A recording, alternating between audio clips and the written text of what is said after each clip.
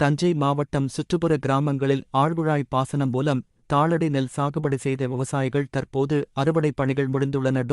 தொடர்ந்து குறுவை சாகுபடி பணிகள் தொடங்குவதற்கு நிலம் சமன்படுத்துவதற்கு வாத்துகளை மேய விட்டு உள்ளனர். இதற்காக திருக்கோவிலூரில் இருந்து சுமார் 30,000 வாத்துகள் கொண்டு வரப்பட்டுள்ளன. இவர்கள் 5 குழுவாக பிரிந்து அறுவடை வயல்களில் வாத்துக்களை மேய்த்து வருகின்றனர்.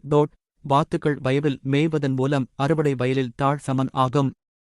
மேலும் வயலில் சிதறிக்கிடக்கும் நெல் மணிகளை வாத்துக்கள் உண்பதால் அடுத்த போகம் சாகுபடியில் கலப்பு நெல் இருக்காது என கூறப்படுகிறது.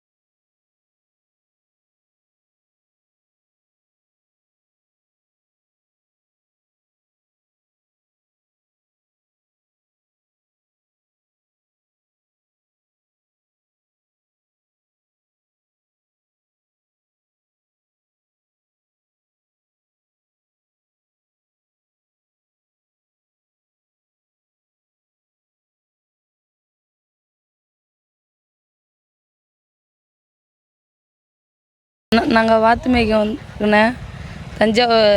தஞ்சாவூர் மாவட்டம் எப்பயுமே அறக்கும் போதெல்லாம் வந்துடுவோம். நாங்கள் திருக்கோயிலூர்லேருந்து 4-5 குரூப்பாக வந்திருக்கோம். நெல் பயிர் அறுத்த உடனே அறுவடை ஆனதும் ஃபோன் அடித்து சொன்னாங்கன்னா கலப்பு இல்லாததால் பொறிக்கணும். வாத்து நெல் எல்லாத்தையும் பொறிக்கணும். நாங்களும் அவங்க சொல்கிறத பார்த்துக்கிட்டு மேய்ச்சிட்டு கிளம்பிடுவோம்.